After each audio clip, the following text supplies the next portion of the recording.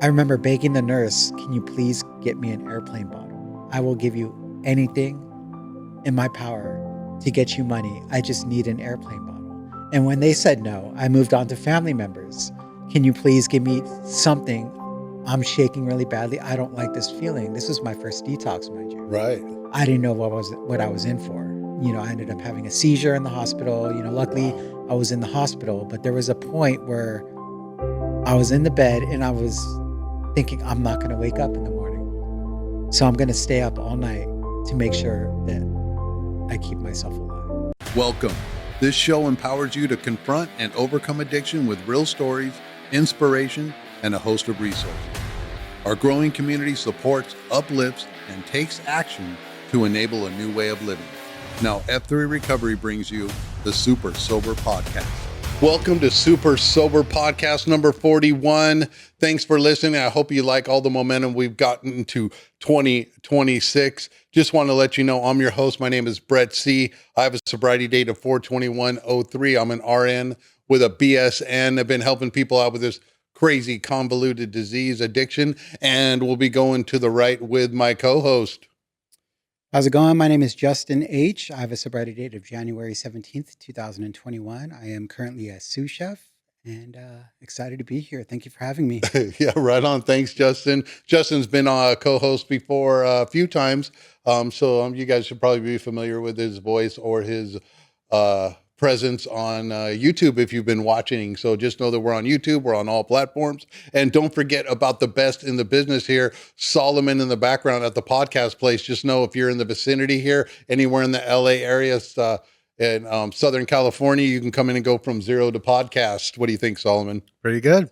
Absolutely. But first, before we go into this episode 41, the fall of alcohol, we're going to do some rad sobriety milestone shout outs. We got Amoni for 2 years.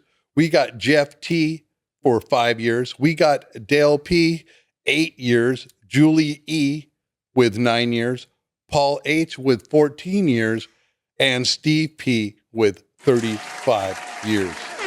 Let's go. Come on, man. Saw some of them take some chips. It was some super cool stuff right there. Good job, guys. Keep the momentum going into 2026. So today we're talking about some controversial stuff right here. Oh, did we think we would ever be here? An episode on the fall of alcohol? Is it all really going down the toilet for the big companies that have always just been on the rise on the bar graph? And oh man, we will soon see. If you guys haven't heard about it across the globe, it is the fall of alcohol. Super Sober Podcast number 41. Today we're talking about headlines. Man, alcohol companies are down $850 billion with a B dollars over recent years worldwide. The global alcohol industry in 2025 has faced significant profit and volume declines driven by a structural shift towards reduced consumption, particularly among younger drinkers.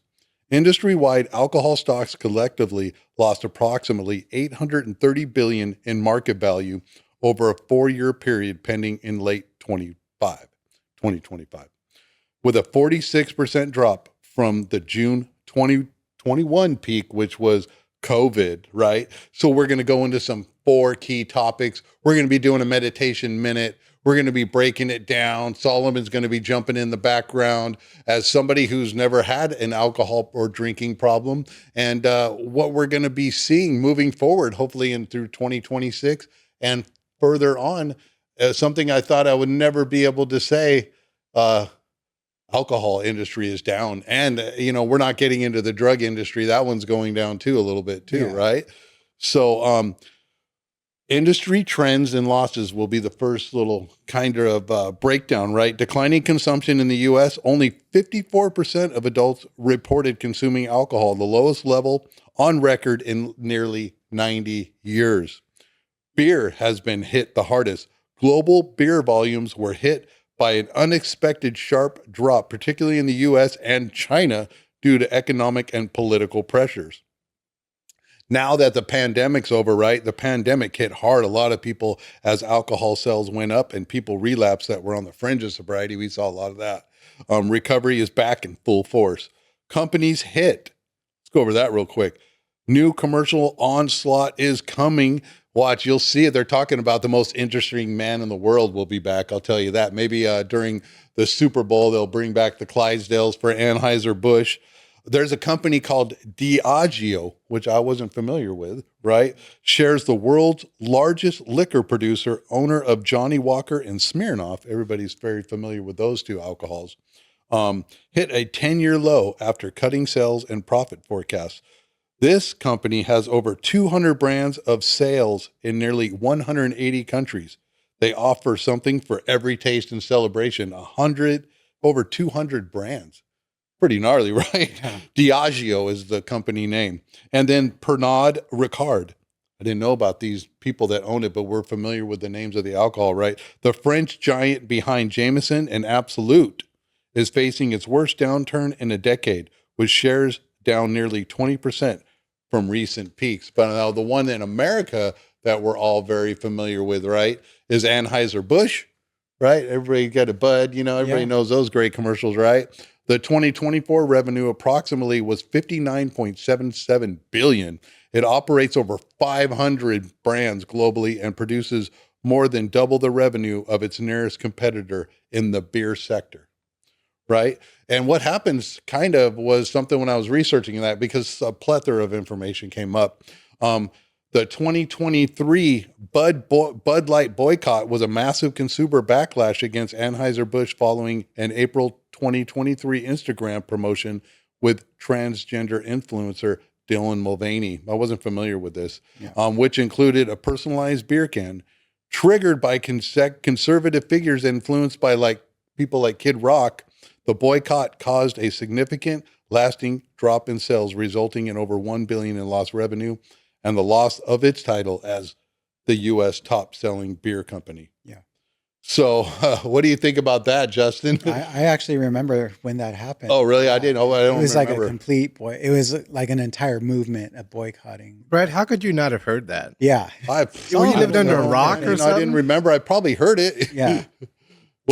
Kid Rock goes and shoots up some Bud Light on a video because they used a transgender spokesperson. Man. Yeah. That's so uncool for, the year 2023. You would think. Right.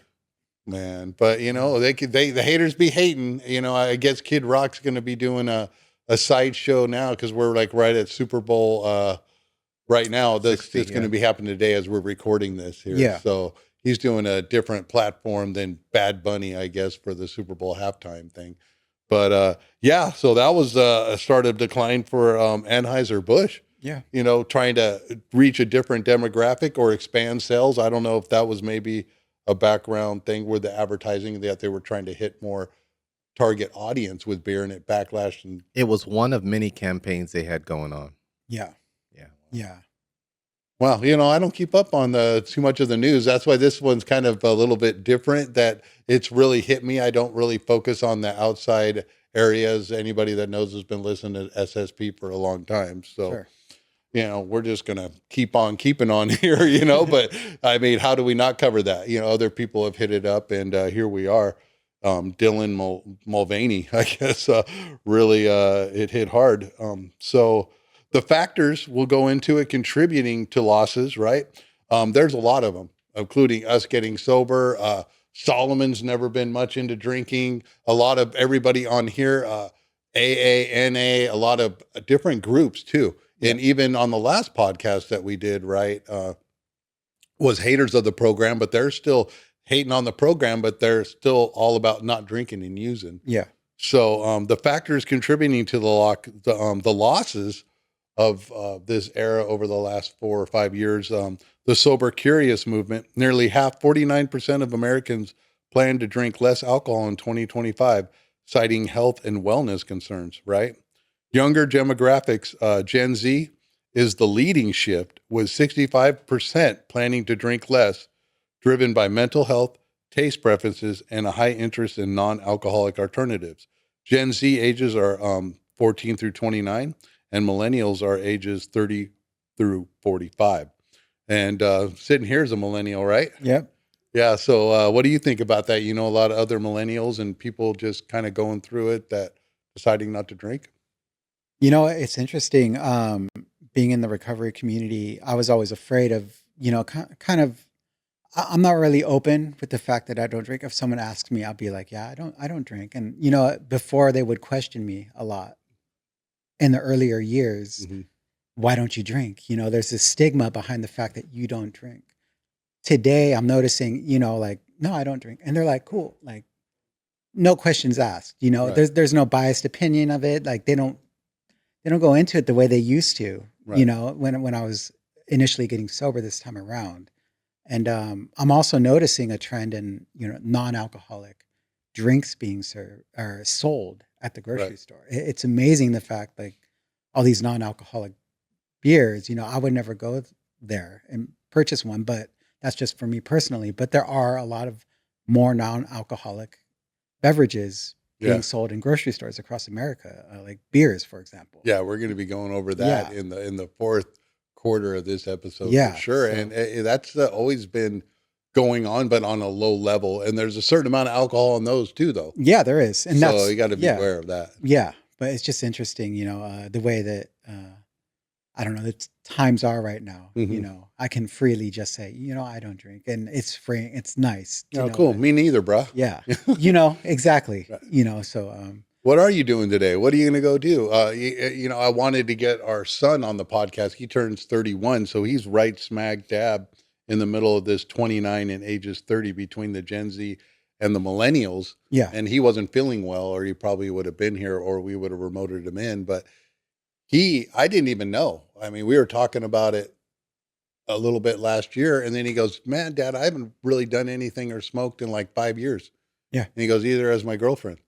And I was like, "What?" Because I thought they were still toking out pretty hard, at least. Yeah. I know he's really not done too much, but they were more just on being healthy, wanting to hike and see the world and not going through all the issues. I mean, there's so many things that are a big problem with drinking because you have to make sure that you Uber. It's expensive. Yeah. It's going down like that. Then the next day you got to be up and going, and people don't want to be hung over really anymore like that. So let's see a little quick video on that one, Solomon. Can we fire up the first one? It's a social habit people have taken part for generations, but we may be seeing more glasses empty. Just not appealing to me. I don't know. I don't drink. I don't drink because of religious reasons. Recent studies show alcohol consumption with Generation Z is trending downwards. A report from Berenberg Research shows that Gen Z drinks 20% less per capita than millennials. Millennials also drinking less than Gen Xers and baby boomers. A separate report from Australia's University of New South Wales also backs up the trend worldwide, finding 44% of those aged 18 to 24 drinking less than older generations. I feel like they're just not really as interested, maybe. I also think people just want to live a healthier lifestyle in general and might not be drinking as much. There's been a lot more studies, obviously, now than there were before about like the side effects of alcohol, drugs. Clinical psychologist Dr. Dominique Marizano specializes in harm reduction and meets with many clients in that age range. About 5 years ago, World Health Organization came out with with the reality basically that no amount of drinking is healthy. She believes young people have become more health conscious and have shifted to less harmful substances. Recently, with the rise of psychedelic therapies and discussions on psychedelics, I think there's a lot of curiosity among young people about mushrooms, about LSD, about like different psychedelics that are out there. And with the legalization of marijuana, combined with the constant hike of inflation. And I think that also a lot of people my age have turned to that instead of drinking. A 6-pack, for example, it's like $15 when you could get the same price for a marijuana e-cigarette. Money has been an issue. Inflation has been an issue. And, alcohol is expensive, especially in Canada. Young people just don't have, like, it's hard to afford it right now. A dilemma that could leave the alcohol industry dry. Kabi Malitharan, Global News. Damn, hear it from there, right? Pretty crazy economic pressures, Sure. inventory gluttony, right? A bourbon gold rush previously led to oversupply, with over 16 million aging barrels of bourbon sitting in warehouses as demand has slowed. What? Man, that stuff's just getting better by the minute, right? Economic pressures, they alluded to that too, right? Inflation has caused consumers to cut back on discretionary spending and search for better value, right? Right. Kind of crazy. Like, tell us a couple, you used to do shows and stuff like that. You used to promote, and I mean, what were some of the good price tags you saw on a night of partying from some of your customers? From some of them, I mean, so I was club promoting for about 5 years. They would spend, $600 on a bottle of Absolute vodka, which costs 40, like maybe 30, it's been a while, but maybe Right. $20, $30 a bottle. Yeah, right. So to spend $400, Talk about some markup. $600 for 2 bottles, there were different ways of selling it, but the point is that they were spending a large amount of money to purchase a bottle and drink in a nightclub. Right. And that's how I would earn my income. How much percentage would you get off a $600 bottle? Oh, I would get 10%, which Right. isn't much, but you sell that one or is. two a night, and Yeah. that's a pretty good paycheck for the end of the night. But it's interesting, even for shows. We would do a lot of concert series, and it's amazing the amount of money that people would spend on alcohol. I was never that type of alcohol. I was like a low bottom, like Yeah. bottom shelf plastic bottle. I'm good to go. But Yeah. watching these people, consume as much alcohol as they did, and I don't know how they were feeling the next day. I know for me, I would never drink at a show or a concert heavily. I was conditioned enough to know, like, I will drink later at night. I'm a type of alcoholic that I'm going home to drink. Like, this is work. This is where I drink. And Well, at least you had that much constraint, huh? I did, at the beginning until things got worse. We always think we're in control of our own disease until, we're finally just drinking against our own will, and soon enough it caught up with me. So it's just interesting the way I haven't gone to a club in a few years. I went for an anniversary event, but even then it didn't seem like a lot of people were drinking or purchasing table service or bottle service as it goes in the industry. So, yeah. Definitely. You can see the decline right there. And I didn't even know that about you till recently. So that's kind of interesting. Yeah. I remember when we would go drink at bars, and we know a lot of different bartenders. My wife was a bartender.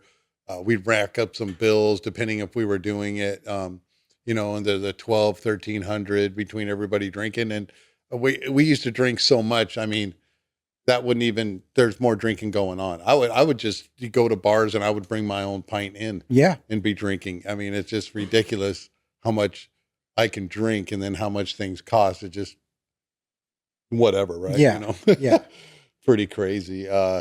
Pretty crazy scenarios, definitely. And a lot of people, I think, are just like, okay, so I got to go to the bar.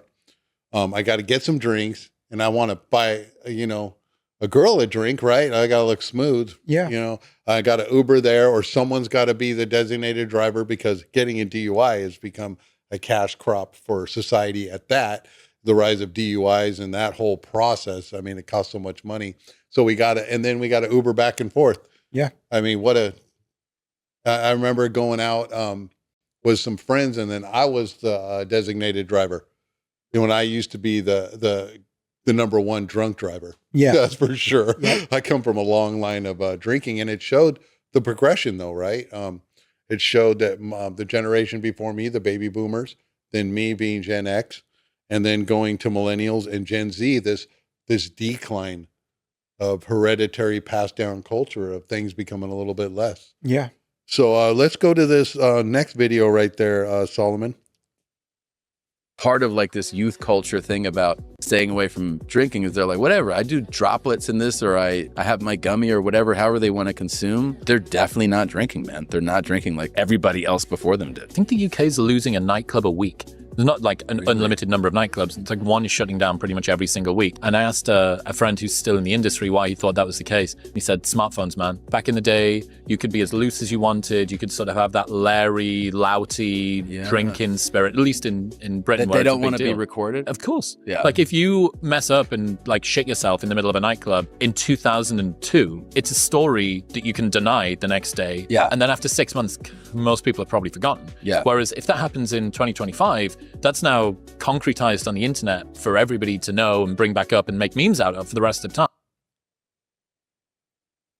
Whoa, check out that aspect of it. Thank God there wasn't cell phones like that when me and all my friends were doing stuff. Yeah.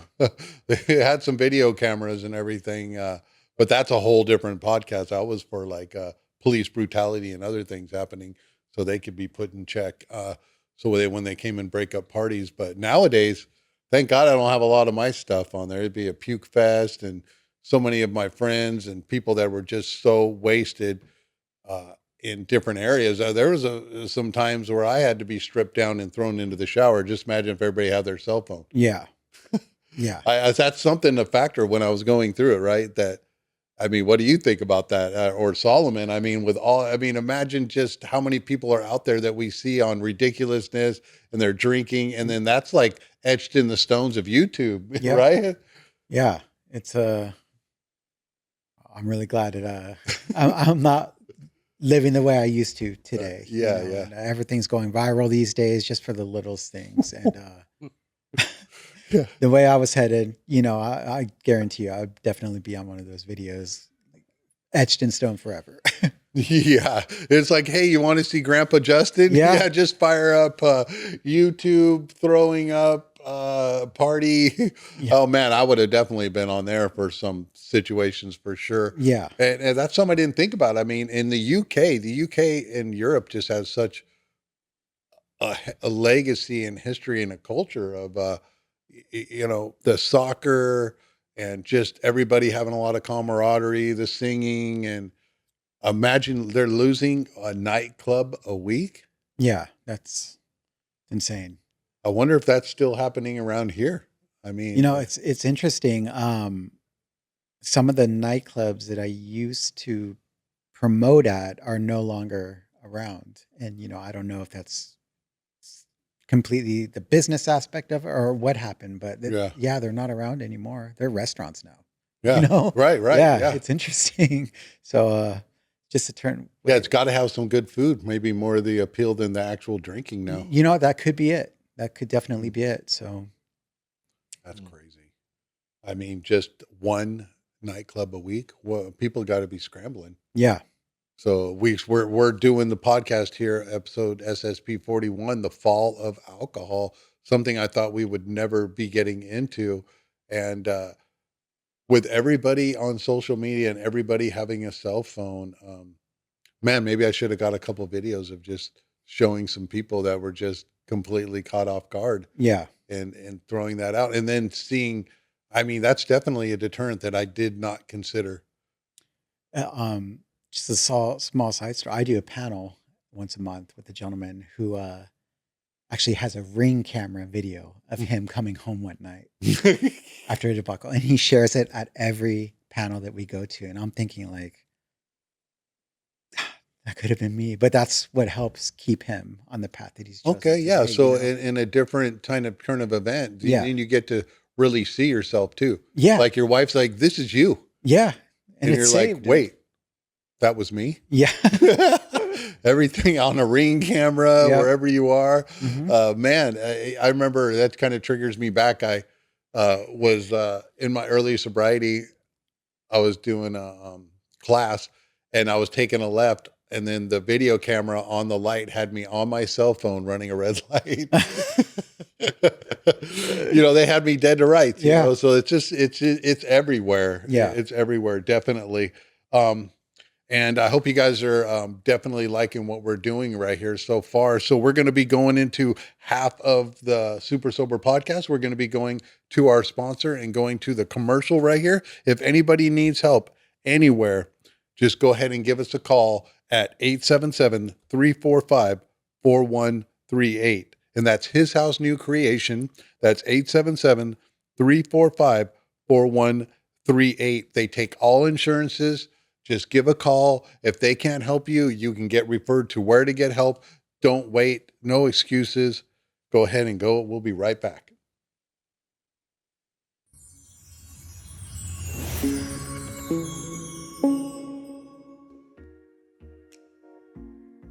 At Embrace Life Change, your journey to mental wellness begins in a place where understanding meets action, where care is personalized and recovery is achievable. With over 30 years of experience, our expert team offers a range of evidence-based treatments tailored to each individual's needs.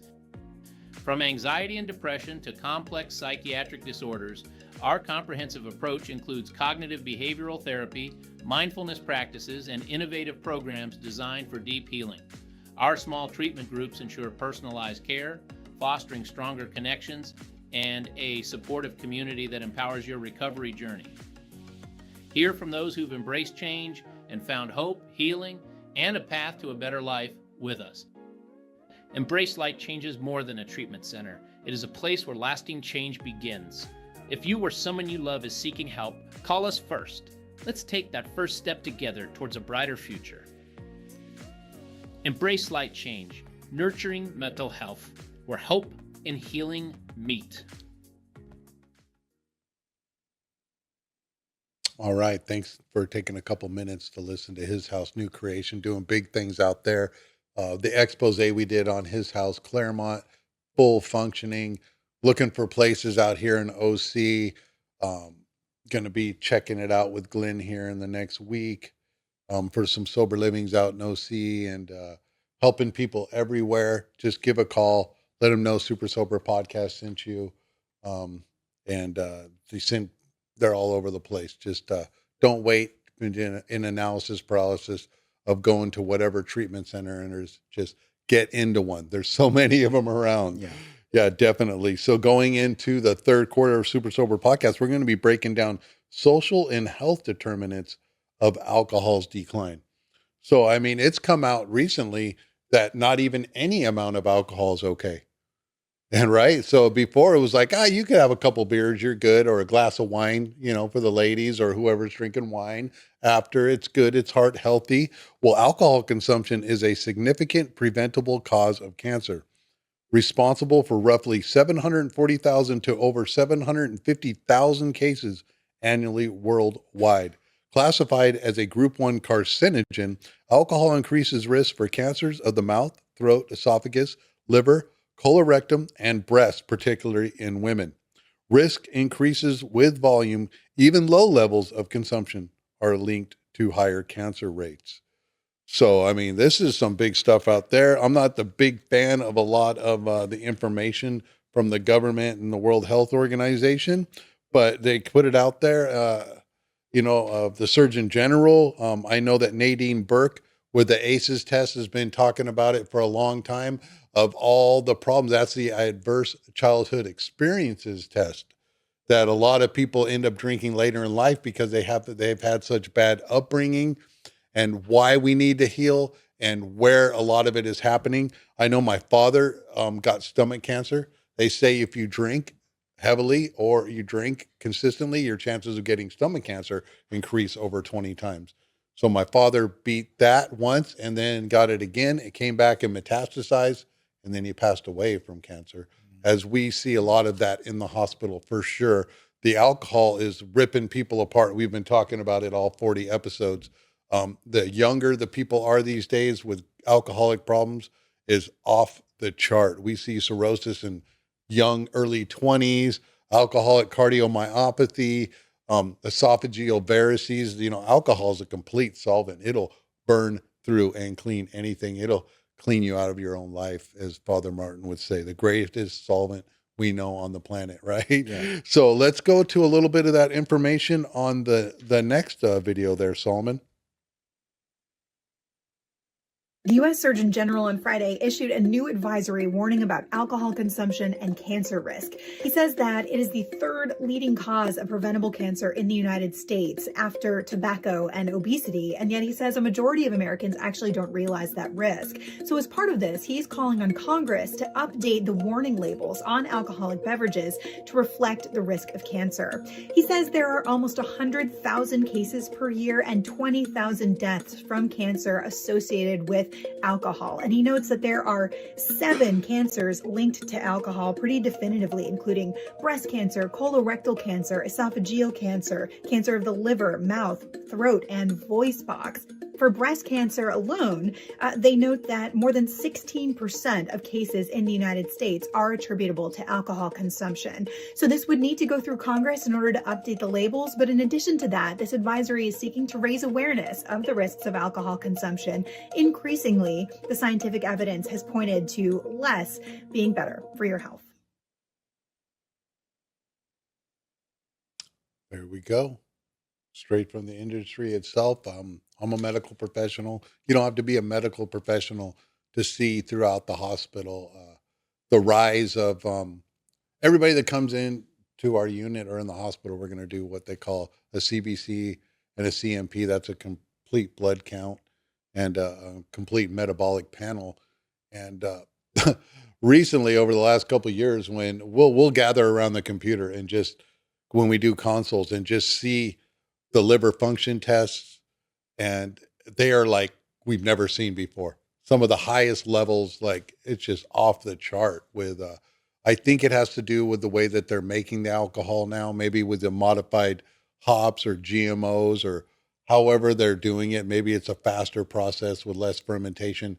I'm not sure, but it is hardcore. I know Justin has some personal issues that how alcohol affected him. Would you like to elaborate a little bit on that? You know what? My drinking career started at age 21, and then I quickly dove into the club promoting experience. So at the beginning of it would. So you didn't drink before 21? Not really. You know, I was incarcerated for many years as a juvenile into early adulthood, and my first alcoholic beverage was Pruno. Yes, and I'm not afraid to admit it. And I didn't like it at first. Well, so my immediate thought my immediate thought was like, I'm not going to be an alcoholic, because if it all tastes like this, then I'm definitely not going to drink. Yeah. You know, and of course, getting released at the age of 21, I was introduced to real alcohol, and that's when I became off and running. You know, and I was legal age. No one can stop me. You know, I was just on a race to keep that feel good feeling. You know what I mean? And I had obtained a job where I was able to drink at night, get enough sleep in the morning, go to work, start the process over again. What were your promoters' hours? Actually, my promoting days were typically Thursday through Sunday. Okay. And on Wednesday nights, we would have what we call industry nights. And that's where the people that work at nightclub events would go out and have their fun. Oh, okay. You know what I mean? Oh, like right. like the bartenders, the DJs, like that would be our night specifically. All the weekend warriors. All the weekend warriors would do their thing. We gather on hump day. Yep, Whoop, whoop. No. we do. And you know what? By the age of 25, this is when I was drinking nonstop. Didn't matter what time of day. The second I came to, I had to have progressive of 4 years straight. Progressive of 4 years straight, yeah. And by the age of 25, I was jaundiced, not fully aware of it. You know, I had no idea what was going on with me. I knew I was in a lot of pain and something wasn't right. But there was that stigma of going to the doctors. You don't want to know anything's wrong with you. You know, I didn't want to go to seek medical. I knew something was wrong. I didn't want anyone to tell me that something was wrong. And it was a family member that forced me to go to the hospital. And not only was I jaundiced, my liver was completely failing. Yeah, so your eyes were all yellow. My eyes were yellow. My skin was yellow. Immediately rushed back and completely kidney failure, liver failure. They sent me to 3 different hospitals, sent in numerous liver specialists. Wow. And, you know, at that point, they told my family to make funeral arrangements. And what? Yeah. And I remember being in the hospital before actually getting transported upstairs to the room that I was going to be in for the next 30 days. I remember begging the nurse, can you please get me an airplane bottle? I will give you anything in my power to get you money. I just need an airplane bottle. And when they said no, I moved on to family members. Can you please give me something? I'm shaking really badly. I don't like this feeling. This was my first detox, mind you. Right. I didn't know what I was in for. You know, I ended up having a seizure in the hospital. You know, luckily I was in the hospital, but there was a point where I was in the bed and I was thinking, I'm not going to wake up in the morning.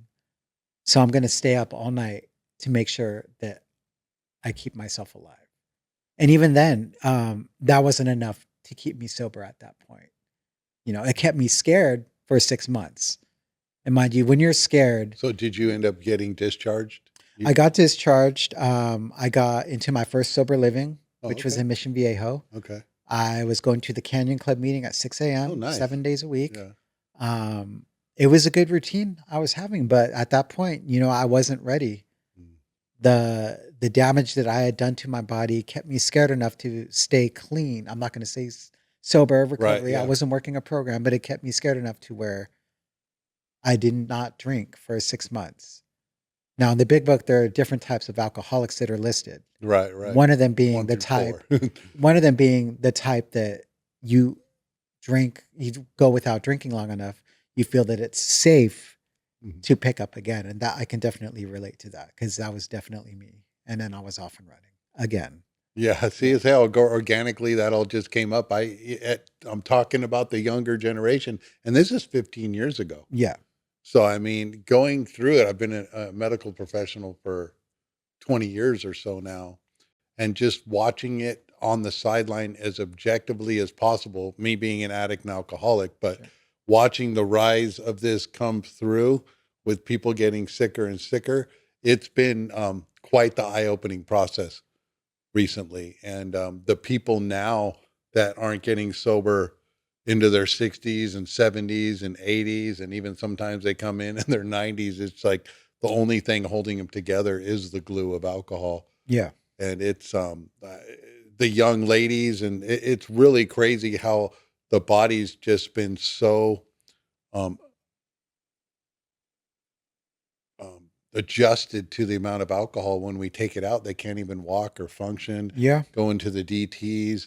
But how regenerative of it, the body also, that's why they always say it as being an incredible short memory, the ism of it. Yeah. 6 months later, it could be even a week. It says it in our readings that we forget the misery and the discomfort of the complete incomprehensible demoralization of days or even a week ago, right? Sure. Right. Yeah. That's pretty gnarly. Wow. I think we have another video to go to right after that one too. Can we hit that one? If you really like alcohol, it does two things to you. It makes you more extroverted and enthusiastic while you're on the ascending limb of the blood alcohol curve, which is why you have to keep drinking once you start. Because if you plateau, that goes away. So you got to keep drinking. Okay, so that's one thing. It makes you more enthusiastic and more full of positive emotion. And the second thing it does is reduce anxiety. Yeah. And so if you are a bit more socially anxious, then it's a great drug. But the problem is it's a great drug for the moment. Right. Right. There's consequences. Yeah. So alcohol has exactly that effect. It is a great anti-anxiety drug, but it does stop you, and you said it stopped you from learning the skills that you need in a social circumstance to be able to cope with that. So then it actually stops you from dealing with the anxiety. You don't have to learn how to overcome it. That's not good. Yeah. And there we go with the rise of lack of coping skills when your number one coping skill stops working, and how alcohol so subtly just becomes a part of everything. Right. I remember my 16th birthday, I went and got a 6-pack and went to the local high school and drank alone. I mean, come on, what was that? Yeah. Celebrating my 16th birthday like that.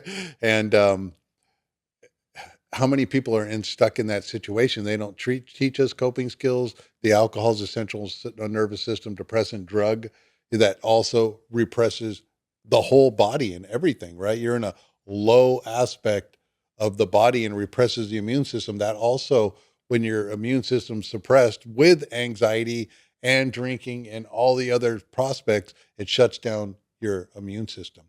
Wow. And that's why cancers come up. The natural process of the body always going through regenerative. Every day your body's getting rid of defective cells, cleaning itself out. And we all are aware of that. But right now your body is cleaning out cancer cells. But if they ended up getting a blood supply, or if your nervous system or your body was just in a low spot with alcohol over a long time, your body can't mount its usual defensive recourse against, the immune system. Yeah. It's pretty gnarly. And I appreciate you sharing about how sick you were. Oh, I share in it that, once or twice a month. Yeah, it's really pretty crazy. So, did you have anything back there on that, Solomon? Well, I know we were talking about like the whole, uh, you know, all alcoholic alternatives that they have now. And, what's interesting is that even for someone like I've never had a drink, like ever. And That's so crazy. yeah, I know. Well, that's what people say every time I tell them that. But even in social media and even on TV, they're starting to popularize the whole mocktails things, right? You'll see these casual scenes on TV shows and they'll say, oh, what are your mocktails or whatever. And so it's sort of making that more of a norm. So it's just like online dating, how these things used to be considered, like something that the average person would not do. If you did these things, you were considered low class or you were considered some kind of alternative. Now that it's becoming mainstream, it's giving, the younger generations excuses to say, yeah, I don't have to drink because not drinking is cool now. It's not like before when not drinking meant you were a nerd or you were somebody who couldn't be trusted, and all of those things, right? So that's a cool thing that's happening because now you're getting young people who aren't necessarily going after the addiction, but they do want to still have the networking and the togetherness and the fun of it, but just without all of the side effects that come after. Yeah. It's cool to be sober these days. I just never thought I would hear all these different scenarios of what people are going through right now. But we're going to pause right now. We're going to show you a way to reset your nervous system, to rebuild your immune system, to pause when agitated or doubtful. We're going to be going to the meditation minute here on the fourth quarter of the Super Sober podcast. Can we go ahead and go to that real quick, Solomon, and we'll be right back. Hi, my name is David with Behind the Lids, and I want to invite you to experience a moment of meditation and breath. We're going to do this by visualizing a peaceful place in our mind and utilizing a technique of circular breathing where we breathe in through the nose and out through the mouth in a circular pattern without stopping at the top or bottom. Breathing in peace, exhaling stress, anxiety, resentments, and worries. If you'd like to go ahead and close your eyes, envisioning that place of peace in your life, perhaps it's a beautiful beach or mountaintop or maybe somewhere where you go in your home where you feel peaceful. Envision that place right now and begin to breathe in through your nose, breathing in that peace. Exhaling, breathing in, exhaling stress and anxieties and worries and resentments, breathing in peace. Exhaling, keeping that visual in your mind eye of the peaceful place, breathing in that peace, exhaling those resentments, stresses, and frustrations.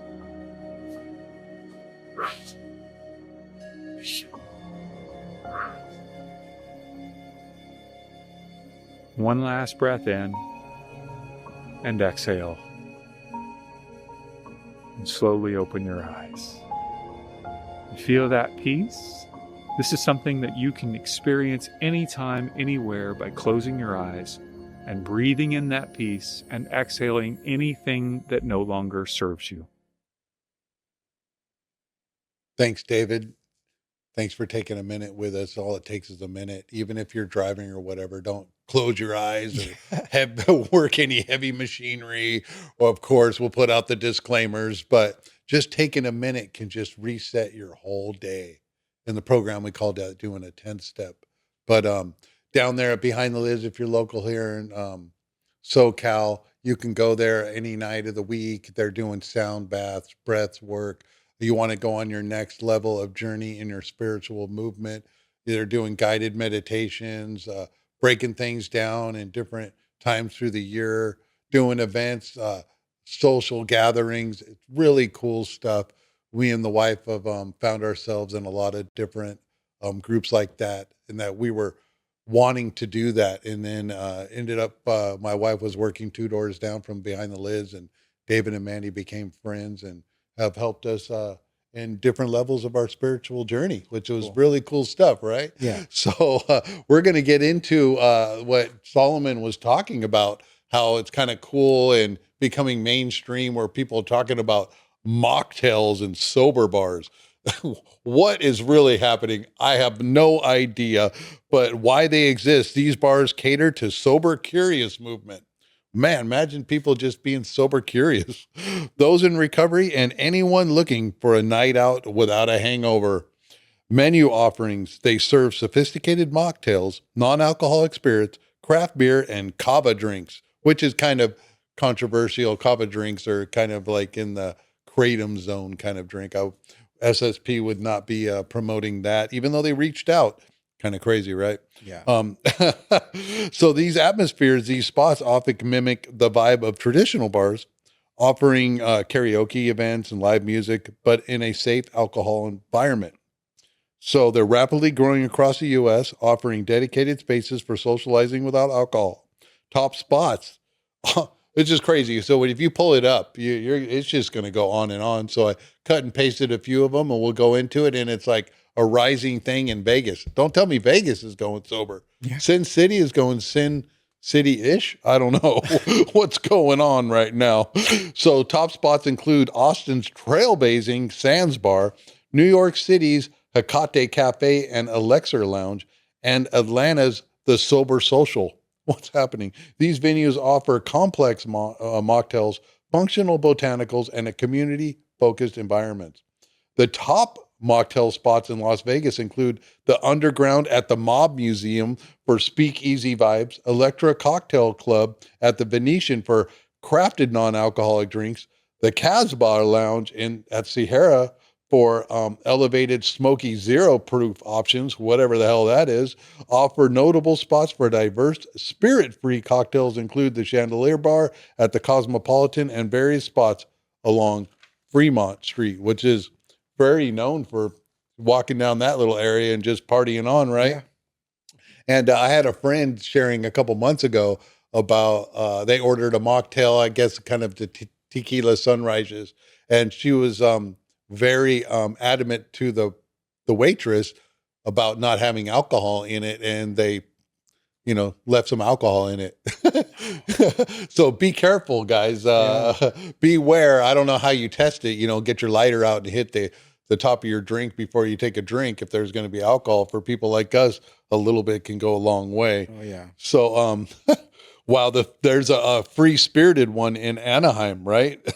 It's just crazy stuff, right?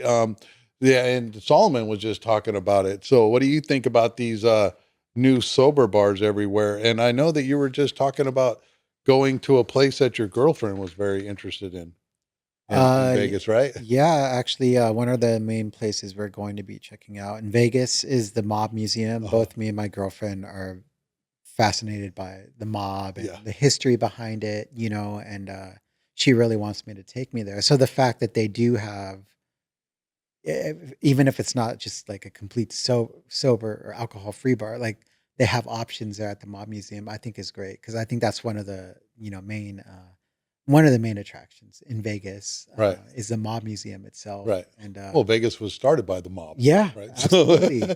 So I think that's really cool. It is very fascinating if people haven't seen Casino and the Prohibition back a long time ago when they stopped alcohol gave rise to some of the most famous gangsters of all time. And Al Capone's house, we used to party at a girl's house. Their parents bought Al Capone's house in Fontana. It's fascinating. So you could go in and be partying in one area and go through a back door and end up into a different room. And it had we didn't go through the tunnel, but it had escape tunnels to local areas too. Wow. Yeah, we used to party over there. It was kind of crazy. That's cool. Yeah, right. Really cool. All tweaked out and stuff. And one of Capone's pads in Fontana. Woo!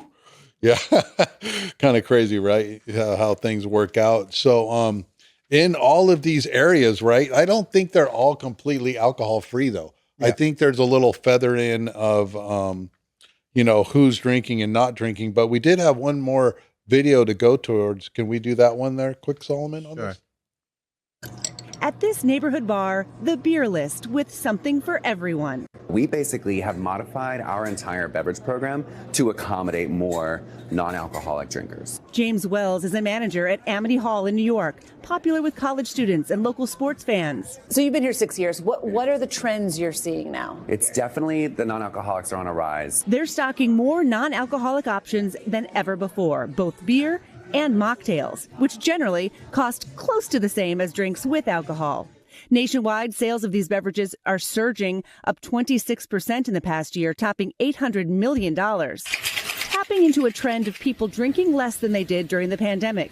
A recent Gallup poll found while 67% of Americans said they drank alcohol in 2022, that figure dropped to 58% in 2024. Consumers have opted for a moderation mindset. Kaylee Theriault researches trends in alcohol and beverages. They may have overconsumed to their liking during the at-home period during COVID, and coming out of that, they were a little more focused on health and wellness. Non-alcoholic beer making up 84% of sales in the category. Alcohol-free. Heineken made history in 2023, advertising alcohol-free beer in the Super Bowl for the first time. Would you consider playing us? For the Ultras. This Sunday, you'll see Michelob Ultra Zero when the Eagles take on the Chiefs. As for the part that really matters, This tastes better than your grandfather or grandmother's non-alcoholic beer. Totally. I mean, every spirit does, to be honest with you. I mean, it tastes like beer. Yeah. research shows most zero-proof drinkers buy alcohol too, often switching between both in one evening. At Amity Hall, James Wells says the younger the patron, the more likely to reach for a non-alcoholic drink. I think people are trying to just have an overall even keel experience, and I think that involves sometimes alcohol and sometimes not. Which this Sunday could help keep the drama on the field. Christine Romans, NBC News, New York. Thanks for watching. Bam, right there. Pre-Super Bowl non-alcoholic mocktails being, I don't know if I like them being charged just as much as the non-alcoholic mocktail. That stood out to me too. Yeah. But the thing that also stood out is they're saying, these bars are popular with college kids. So now you're able to tap into more of those college dollars legally, by selling non-alcoholic drinks. But yeah, it can get weird because, of people buying drinks for other people and people, like they said, switching between alcoholic and non-alcoholic. But yeah, that charging the same amount for the drinks is that's something they're getting away with there. Yeah. Yeah, maybe they're trying to psychologically push you. Might as well just pay for the real thing. Yeah. Right? Some of these names on this place. So we got the Sober Social in Atlanta, Georgia. Features a full menu of NA beer, non-alcoholic beer, wine, and craft cocktails. Right? We got the Ocean Beach Cafe in San Francisco, a popular coastal spot for non-alcoholic beverages. The Dry Spokes in Omaha, New England. Or I don't know what any is. I'm sorry. Nebraska. Sorry. Wow. Anyways, and I like this one right here. The Inmoxicated in Racine, Wisconsin. The Wild Crafters in Jacksonville, Florida. And the Umbrella Dry Drinks in Alexandria, Virginia. Wow. They're going off, I guess, right? We got the Free Spirited in Anaheim over here. Ooh. Okay. In OC. What's really happening? So we got some questions for Justin here, wrapping down towards the end of the fourth quarter of SSP 41. Maybe even this one's for Solomon too. Should we feel guilty that businesses are going under and are losing more jobs in the drug and alcohol industry? For me, I could go either way. I didn't do a lot of drinking in bars, clubs, establishments, because truth be told, they were too expensive. Yeah. If I was going to go all out on a night, it would be at a house party or by myself. I'm not, it just, I could honestly go either way as far as, should we feel guilty or not? Yeah, I do feel a sense of guilt that people would be losing their jobs, when it comes to that aspect.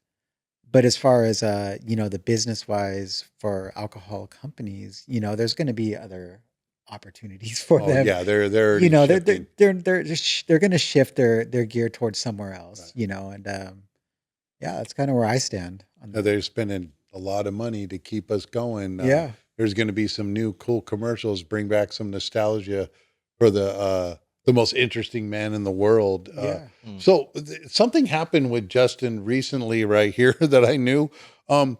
Justin went to a rave, yeah, and he went to a meeting. Yeah. And what is with the meetings at a rave? You know, Come on, man. I will say I'm 40 years old, and going to a You don't music look it. event like that, thank you. Going to a music event like that has always been something that I really wanted to do and kick off on my bucket list. And this time around, being sober, I have kicked quite a few things off my bucket list, thanks to my higher power and where I'm at today. But yeah, it just came up last minute. My girlfriend says, "Do you want to go to this nocturnal wonderland?" And I was on board right away. Absolutely. When is it? Let's go. Let's do it. I made sure that people in my circle were aware of where I was going, and people reached. I think it was going to put his name on. Eddie actually texted me and He's been a said, co-host here, yeah. "Yeah." He's like, "Is everything okay?" While I'm at the rave, and I'm like, "Everything's great," and for a while, I'd say for over 10 years, there has been a group called the Sober Conscious Group, and they work with Insomniac, which holds these events. They have a tent there at mainly most of Insomniac's events where they have meetings. It's a safe place. You can go there and talk to people. There's people there that are in the front that they'll just welcome you in. If you're feeling a little anxious, nervous, or maybe a little bit scared about where you're at, it's a safe place for you to go to. And as soon as I saw it there, I gravitated towards it. I told my girlfriend, look, it's here, and I walked up to them, and I introduced myself, and they asked me, they're like, "Are you one of us?" And I said, "Well, I'm in Alcoholics Anonymous," and they're like, "Well, you're one of us." And they shook my hand and they said, "Welcome." And I told them it's my first event, but I've been following you guys for years. I'm really glad you're here. It's nice to have the support. And, of course, what happens at meetings stays in meetings, but it's awesome to see that there are people with years and that were comfortable and having fun. And, and going to an event like that where people are going to be drinking to excess or on other substances, to excess, it can be overwhelming for people, especially in early recovery. I'm still in early recovery. I got 5 years, but I'm still in early recovery. Yeah, congratulations. You know what I mean? We shouted you out on the last podcast. Yeah, and congratulations on 5 years. Thank you. But it just goes to show you, we can go anywhere a free man can go. That's right. As long as we have, our ducks in order, we're in a good place. Working the steps is definitely crucial. But yeah, we're actually going this year again too, and I'm looking forward to it. But the fact that there is a meeting there is just kind of mind blowing. What for is people. happening? Yeah, what is happening? Yeah. Well, it looks like we're winding down for SSP 41, the fall of alcohol. I want to give a big shout out and thanks at the end of the podcast here. We can be reached on all platforms here at info@f3recovery.org, info@supersoberpodcast.org. We got a website. We're at f3recovery.org. You can follow us on all platforms. You can go to Buzzsprout's a universal platform. We're on Spotify. We have an Instagram page, Facebook page. YouTube is the video. You can see our happy, shiny faces, not just our voices. And we shout out to the Detox, the story of addiction, the deadliest disease that man has ever never known. It's a streaming series I wrote for Hollywood, so we have a niche series to go through. No one's ever even reached out for me on that yet, but the one sheet is on f3recovery.org. Maybe we'll get some momentum into 2026 and we can do the first streaming series for recovery by recovery, how it actually happens and works in the middle of this crazy addiction creation machine that we live in. And it seems like it's losing its grip for sure. And that is awesome. And I want to give a special shout out for Justin coming on again and co-hosting. And it kind of turned into a little bit of story about what Justin was going on, man. He got such cool stuff. The longer I get to know you, the more that comes out. Yeah, kind of crazy. And thanks for the insight always at the podcast place. You want to go from zero to podcast. You're thinking about doing a podcast. You're trying to figure out how to get all your mics in order and where you're going to do it. And you can even have to figure it out. just get together, and that's how Solomon helped us. So thanks and shout out to SSP 41. Keep on keeping on. Thank you for listening to the Super Sober Podcast. Go to our website at f3recovery.org. That's F3Recovery, all one word, .org. We're turning fight, flight, and freeze into free form and flow through practicing the 12 steps and staying accountable to change. Don't forget to keep on keeping on.